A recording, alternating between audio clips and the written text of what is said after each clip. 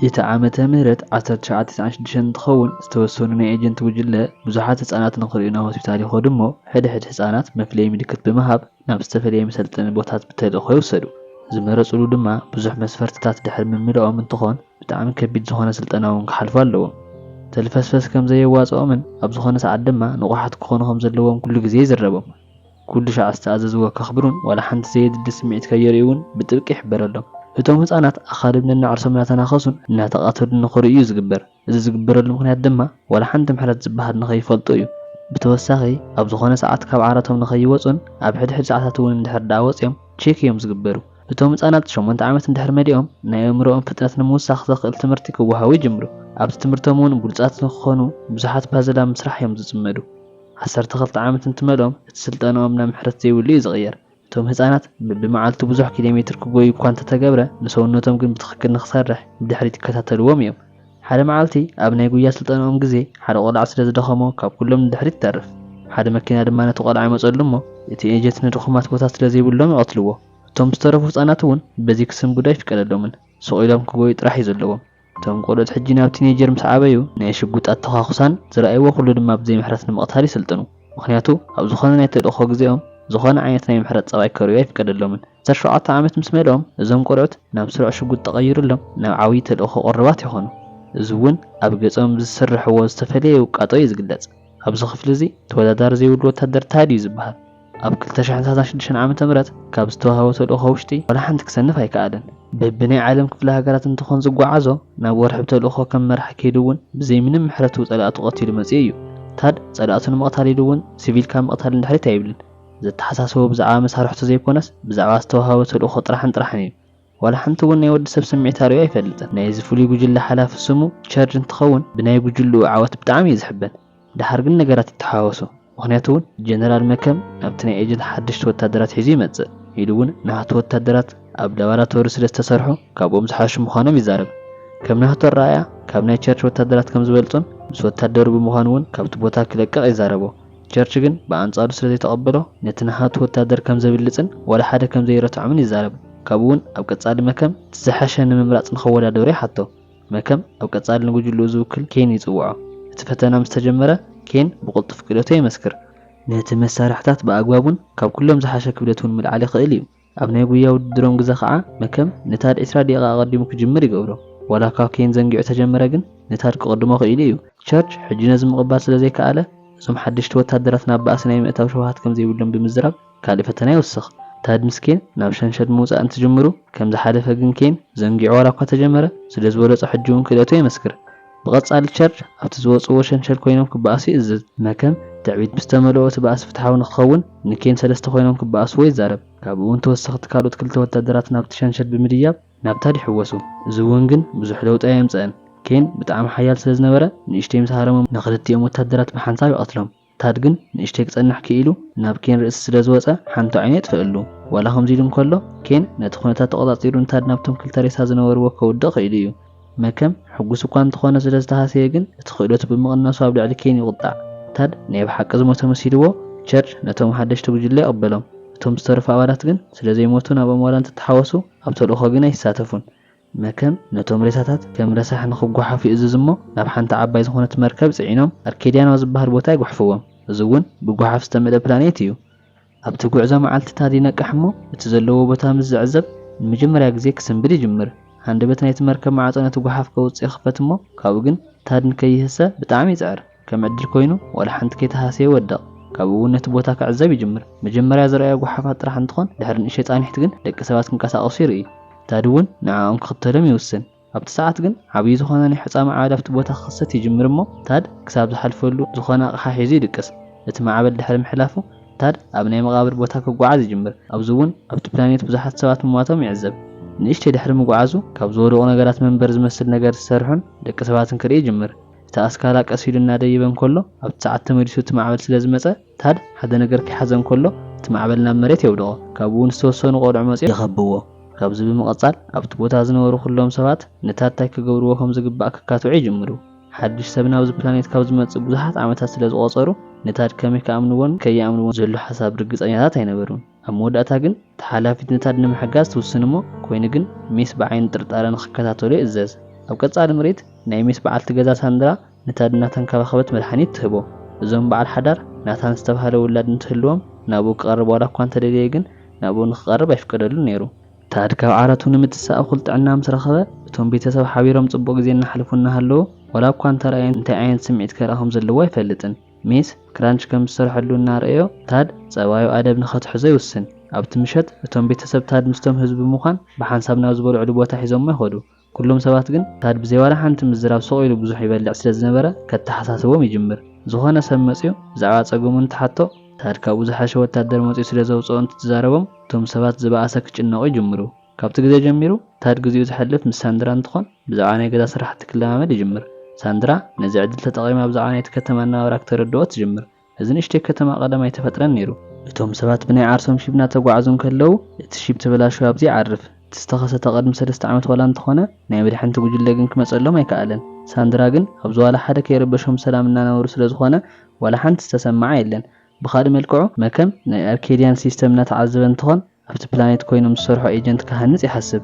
ብተወሳኺ እውን እቶም ሓደሽቲ ወታደራት ንድሕንነት ክልእኾም ይሓስብ ዋላ ሓደ ዓይነት ኣብኡ ዝነብሩ ሰባት እንተረኺቦም ክቐትሉ እንትእዝዝ ቸርች ብሓሳቡ ዘፍቅድ ኣይነበረን ናብ ኣርኬዲያ ምስ እንምለስ ሳንድራ ነቶም ኣትክልቲ እናተንከባኸበት እንትኸውን ንታድ ብዛዕባ ናይቲ ክልተ ተኻኽላ እናርአየቶ ንሱ ከዓ ብጣዕሚ ይድነቕ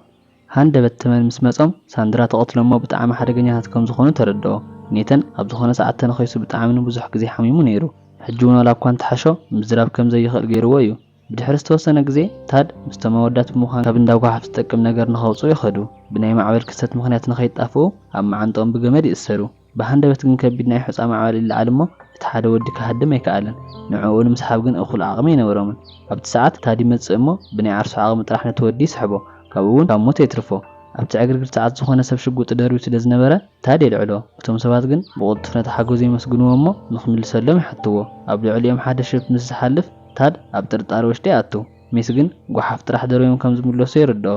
መዓልትታት ምስ ሓለፉ ታድ ናይዚ ከተማ እናባብራ ዘሎ ህይወት ክለምዶ ይጅምር እዚ እውን ምስቶም ኣወዳት ኣቑሑት ምእካብን ምስ ሳንድራ ከዓ ናይ ገዛ ስራሕቲ ምስራሕ እዩ ኣብ ሓደ ምሸት ታድ ትኹረቱ ሳንድራ ንወዳ እናተንከባኸበት እናርአየ ስለ ዝነበረ ኣፃብዕቱ ከይሓሰብ ዋላ እንተሓደደ ሳንድራ ክሳብ ትሕክመሉ ዋላ ሓንቲ ቃንዛ ኣይተሰምዖን ናይ ወታደራት ህይወት ከመይ ከም ዝኾነ ምስ እትሓቶ ታሪኹ ሰሚዓ ንኽተፀናንዖ ትሓቕፎ ልደት ምስ በፅሐ ኣብቲ ከተማ ዓብዪ ምርኢት ይዳሎ ታድ ጽቡቕ እናሰርሐ ዋላ እንትኾነ ዝተወሰኑ ርችት ምትኳስ እንትጅምሩ ሽጉጥ ዝተተኮሰ እዩ ዝመስሎ እዚ እውን ናይቲ ሕሉፍ ተዘከርታቱ ይምለሰሉ እሞ እቶም ዝሓለፉ ዘፀጉሙ ግዜታት ይዝክሮም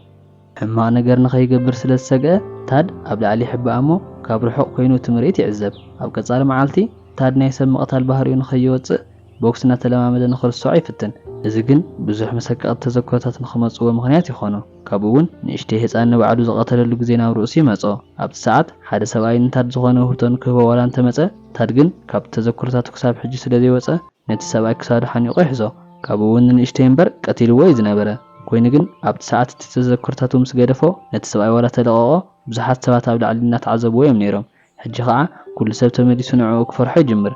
ቀንዲ ድማ ኢዱ ክሳብ ዝደምዝ እናተለማመደ እዩ እዚ ዘዘክሮ ቆልዓ እናሃለወ ሓደ ተምሃራይ ብዘይዋላ ሓንቲ ምሕረት ንከሃርሞ እቲ መምህር እናኣዘዞ እዩ ድሕሪ ዝተወሰነ ግዜ ታድ ካብ ድቃስ እናተላዕለ ናታን ቀሪብዎ ይዕዘብ ኣብቲ ሰዓት ሓደ ተመን ይመፅእ እሞ ታድ ንናታን ከመይ ክቐትሎ ከም ዘለዎ ይምህሮ ናታን ግን ብጣዕሚ ስለ ዝፈርሐ ደሪቑ ጠጠው ይብል ታድ ብቕልጡፍ ዋላ እንተሓዞ ኣይቀተሎን ነይሩ እኳ ደኣስ ንናታን ተመሊሱ ንክቐትሎ ይዛረቦ ሃንደበት ሳንድራ ምስ ሜስ ይመፁ እሞ ነቲ ተመን ድሕሪ ምቕታሎም ንናታን ናብ ሓደጋ ስለ ዘውድቖ ነታድ ሓታቲ ይገብርዎ ካብኡ እውን ናይዚ ከተማ ነበርቲ ካብ ዝንዳዕሊ ምዕጋስ ይኸብዶም ንዕኦም ክመስል ከም ዘይኽእልን ብጣዕሚ ሓደገኛ እናኾነ ስለ ዝመፀን ከም ዘባረርዎ ይዛረብዎ ታድ እውን ኣቑሑ ተኣኪቡ ይኸይድ ንመጀመርያ ግዜ እንትበኪ ሓድሽ ስለ ዝነበረ ይስንብድ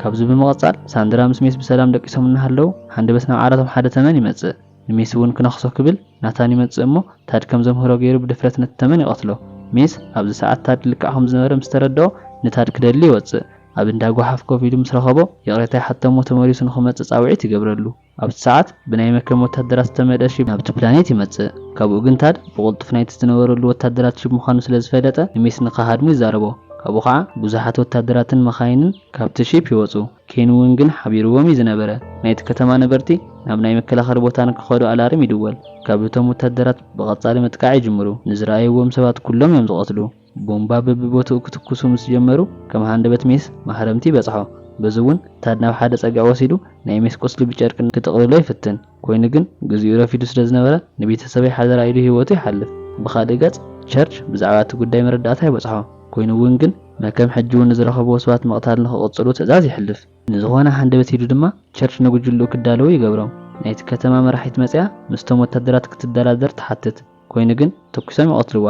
እቶም ነበርቲ ከተማኦም ንኽሕልው ብቁልጡፍ ተኩሲ ይኸፍቱ ዝነበረ መሳርሒ እኹል ስለ ዘይነበረ ግን እቶም ዝመጹ ወታደራት ኣብቲ ከተማ ዝለዓለ ዕንወት ከብጽሑ ይጅምሩ ብተወሳኺ ናይ ሓዊ መሳርሒ ኣምጽኦም እቶም ሰባት ተሳቒዮም ንኽሞቱ ይጥቀምሉ በቲ ሰዓታት ብላዕሊ ይመጽእ እሞ ነቲ ሓደ ወታደር ይቐትሎ ኣብ ቀጻሊ ካብቶም ዝሞቱ ሰባት እቲ ሽጉጥ ይእክቦ ካብኡ እውን ካልኦት ወታደራት ክደሊ ይጅምር እቶም ወታደራት ንሳንድራ ምስ ደቃ እናጓይቦም እንከለዉ ታድ ኣብቲ ሰዓት ተረኺቡ ብሽጉጥ ገይሩ ነቲ ወታደር ይቐትሎ ካልእ ወታደር ብጎኑ ኮይኑ ምትኳስ ምስ ጀመረ ታድ ንኹሎም ክደኑ ብምግባር ሕጂ እውን ነቲ ወታደር ብሽጉጥ ይቐትሎ ካብዚ ብምቕጻል ታድ ናይቶም ወታደራት መራኸቢ ሬድዮ ልዕሎ ካብኡ እውን እንታይ ከም ዝፍጠር ይሰምዕ መከሙን እንታይ ከም ዝገብር ይሓስብ ቸርች ድማ ነቶም ወታደራት ንእሽተይ ድሕሪት ከንሰሓቡ ንኽገብሮም እንትዛረቦ በቲ ሓሳቡ ይሰማማዕ እቶም ወታደራት ምስ ከዱ እውን እቶም ነበርቲ ነቶም ዝቆሰሉ ከላዕሉ እቲ ግዜ ይጥቀምሉ ሳንድራ ድማ ሜስ ከም ዝሞተ ታድ እንትዛረባ ብጣዕሚ ትሓዝን ታድ ዝረኸቦ መሳርሕታት ኩሎም ኣኪቡ ንዓጸፋ ምላሽ ይዳሎ ታድ ብምስጢር ናብቲ ሽብ ብምኻድ ገላ ንኽኣትዎም ትኩሰሎም ይጅምር እቶም ወታደራት እውን ኩሎም ንኽደልይዎ ይወፁ ታድ ድማ ጸልማት ከለላ ብምግባር ከጥቅዖም ይጅምር ነቲ ሓደ ካብቲ ላዕሊ ምስ ወደቐ ነቲ ሓደ ድማ ተመን ይድብርየሉ ካብኡ እውን ኣብ ርዋይ ይሕባእ እሞ ንሓደ ወታደር ወጊኡ ነቶም ክልተ ድማ ተኩስ ይቐትሎም ተወሳኺቲ ሓይሊ እንትመጹ ናብታ እናተኮሱ እንከሎ ወላ ሓንቲ ከይመሰሎ ይትኩሰሎም እዩ ዝነበረ ኮይኑ ግን ዓሱ ዝመስል ባምቡላ ኣቐሚጡ ንሱ ግን ኣብ ካልእ ቦታ ኮይኑ ይትኩሰሎም ዝነበረ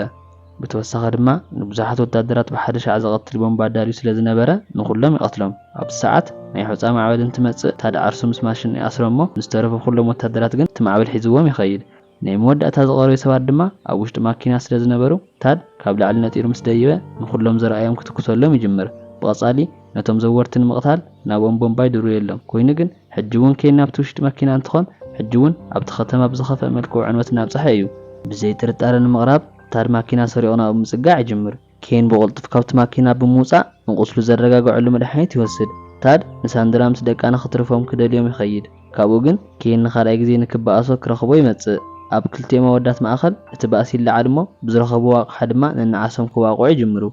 ከይን ሕጂ እናሰነፈ ዘሎ ይመስል ኮይኑ ግን ታድ በሊሕ ነገር ኣብ መሬት ስለ ዝረኣየ ከይን ቀልጢፎ ይልዕሎ እዚ ግን ታድ ንኸታልሎ ዝተጠቐመሉ እንትኾን ንከይን ብናይ ፕሌን በሊሕ ነገር ገይሩ ከብዱ ይወግኦ ካብኡ እውን ናብ መሬት የውድቖ እሞ ክሳዱ ሓኒቑ ኣብ መወዳእታ ይቐስሎ ድሕሪ ንእሽተይ ጻኒሒት ናይ ቸርች ናይ ቀደም ወታደራት ታድ ምስቶም ዝቐረዩ ሰባት ዋላ እንተረኸብዎም ኮይኑ ግን ከይቀተልዎም ይተርፉ ምክንያቱ እውን ናይ ቀደም ሓላፊኦም ክሳብ ሕጂ ስለ ዘኽብርዎ እዩ ብኻልእ መልክዑ መከም ኩሎም ወታደራት ከም ዝሰኣነ ምስ ዝዕዘብ ናይ ቀደም ወታደራት ገዲፎም ንከሃድሙ ይእዝዞም ቸርች ተዝተቃወመ ግን መከም ብቁልጡፍ ይቐትሎ ኣብቲ ሰዓት ናይ ቀደም ወታደራት ንመከም ኣሲሮም ናብ ታድ ገጽ ስለ ዘቕረብዎ ብጣዕሚ ስለ ዝሰንበደ ኣብ ስርኡ ይሸይን ኣብዚ ብምቕጻል መከም ምስ መሳርሕቱ ካብቲ ሽብ ይወፁ ካብኡ እውን ሓደ ቦምባ ምስ ተቓጸለ ብሙሉእ ናይ ኣርኬድያ ፕላኔት ይዓኑ እቲ ሽብ ብሰላም ስለ ዝተለዓለ እቶም ዝተረፉ ነበርቲ እውን ሓቢሮም መጽኦም ጽቡቕ ቦታ ረኺቦም ንኽነብሩ ይሓስቡ ናታን ታድ ንኽሓቕፎም ምስ ጠየቖ ታድ ኣብ መወዳእታ ናይ ወዲ ሰብ ልክዕ ስምዒት ከተዓዓዕሞ ይጅምር እቲ ፊልሚ ኣብዚ ይዝውዳእ ናይ ሎማዓንቲ ፊልም ነዚ ይመስል ነይሩ ፈቲኹም ክትኮኑ ተስፋ ይገብር ነዚ ቻናል ንምሕጋዝ ላይክ ሳብስክራይብ ሼር ምግባር ኣይትረስዑ ኣብ ቀጻሊ ክሳብ ንራኸብ ሰላም ንዓኹም